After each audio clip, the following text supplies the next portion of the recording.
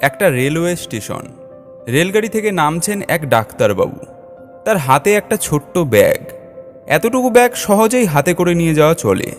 তবু ডাক্তারবাবু কুলি কুলি বলে চিৎকার করতে লাগলেন। একজন এগিয়ে এলো ডাক্তারবাবুকে সাহায্য করবে বলে। তার পরনে ধুতি, গায়ে মোটা চাদর, পায়ে সামান্য চটি। কুলি এসেছে ভেবে ডাক্তার তার হাতে ব্যাগ তুলে দিলেন। লোকটাও ব্যাগ নিয়ে স্টেশনের বাইরে দাঁড়ানো ডাক্তারবাবুর পালকিতে পৌঁছে দিল। ডাক্তার তাকে 2টি পয়সা দিতে হাত বাড়ালেন। লোকটা বলল, না না, পয়সা দিতে হবে না, আপনি এত ছোট ব্যাগ নিয়ে এত বড় বিপদে পড়েছিলেন দেখে আপনাকে সাহায্য করতে আমি এগিয়ে এসেছি। পয়সা দিতে হবে না? তুমি কেমন কুলি? আমি ঠিক কুলি নই। তুমি কুলি নও?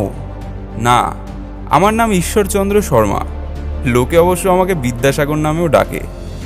ডাক্তারবাবু লজ্জায় মারা যান আর কি। তাড়াতাড়ি তিনি ওই লোকের পায়ে পড়লেন।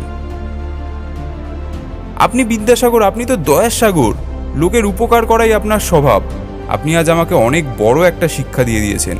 এরপর থেকে আমি নিজের কাজ নিজের হাতেই করব।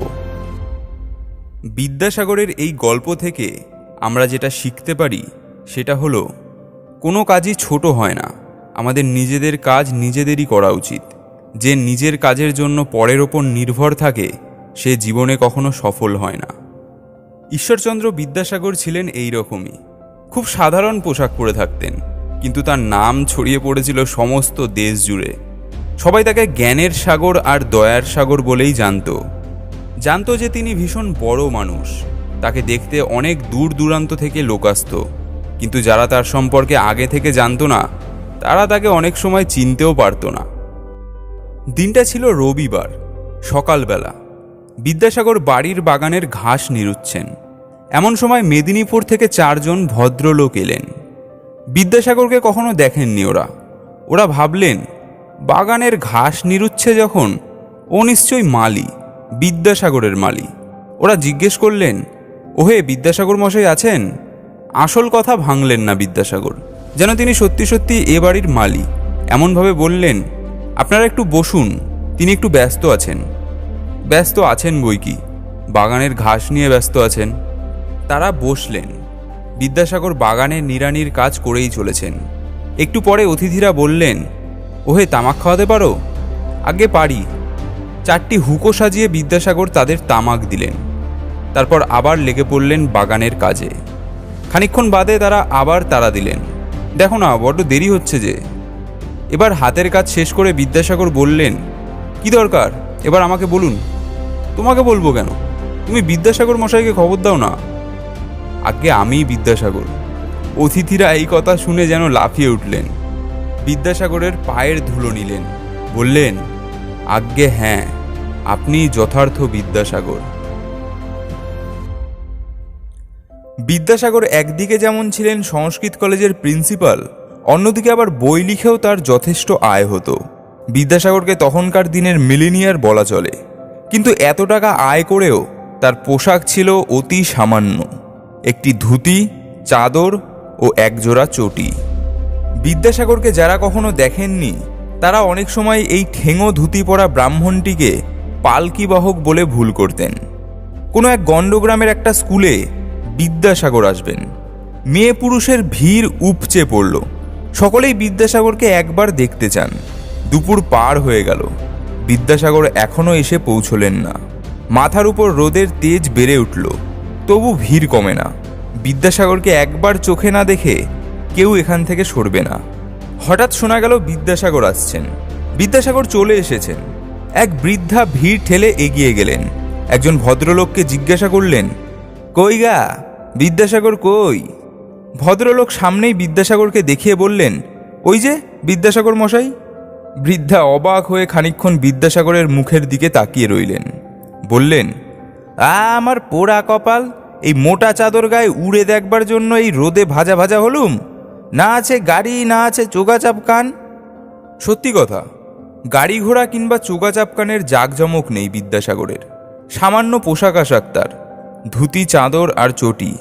আসলে এই পোশাকই তো ছিল তার দরিদ্র পরিবারে জন্মগ্রহণের প্রতীক, তার দেশের জনসাধারণের দারিদ্র্যের প্রতীক। তার নিজের সমাজে এটাই তো ভদ্রবেশ, তাই তিনি অন্য সমাজের অন্যবেশ পরে আপন সমাজের ও সেই সঙ্গে নিজেকে অবমাননা করতে চাননি।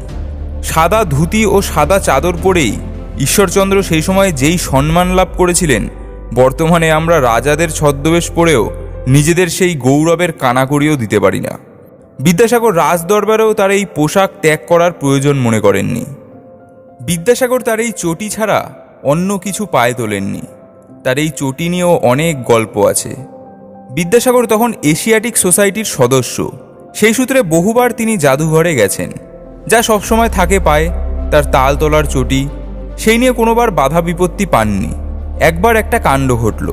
দারোয়ান বিদ্যাসাগরকে দরজা পার হয়ে জাদুঘরে ঢুকতে দিল না। চটি পায়ে দিয়ে জাদুঘরে ঢুকবার হুকুম নেই। জাদুঘরে ঢুকতে হলে চটি খুলে রেখে ঢুকতে হবে। বিদ্যাসাগর চটিও খুললেন না, জাদুঘরেও ঢুকলেন না। খোঁজ খবর নিয়ে জানলেন দারোয়ান ঠিক কথাই বলেছে, চটি পায়ে দিয়ে জাদুঘরে ঢোকা বারণ।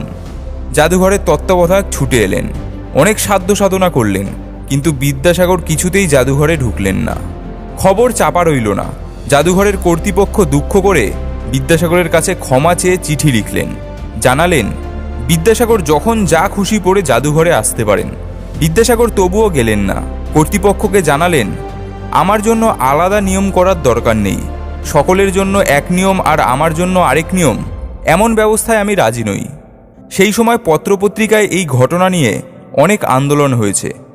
আর সকলকে বাদ দিয়ে নিজের জন্য আলাদা নিয়মের সুবিধা বিদ্যাসাগর নিতে পারেননি।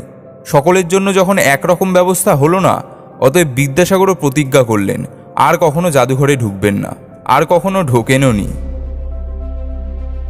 এই চটি নিয়ে আরেকটা গল্প আছে। বর্ধমানের রাজবাড়িতে গিয়েছেন একবার বিদ্যাসাগর। একজন দারোয়ান বিদ্যাসাগরকে চিনত না। দরবারে ঢোকার আগে সে তাকে চটি খুলে রেখে যেতে বলল। চটি খুলে রেখে বিদ্যাসাগর দরবারে ঢুকলেন। বর্ধমানের রাজা বিদ্যাসাগরকে সাদর সম্মানে আপ্যায়িত করলেন। রাজার কাছে বিদ্যাসাগরের এমন সাদর সম্মান দেখে দারোয়ান আশ্চর্য হয়ে গেল। ইনি কে? খোঁজ নিয়ে জানতে পারল ইনি স্বয়ং বিদ্যাসাগর। কাজ শেষ হয়ে গেল।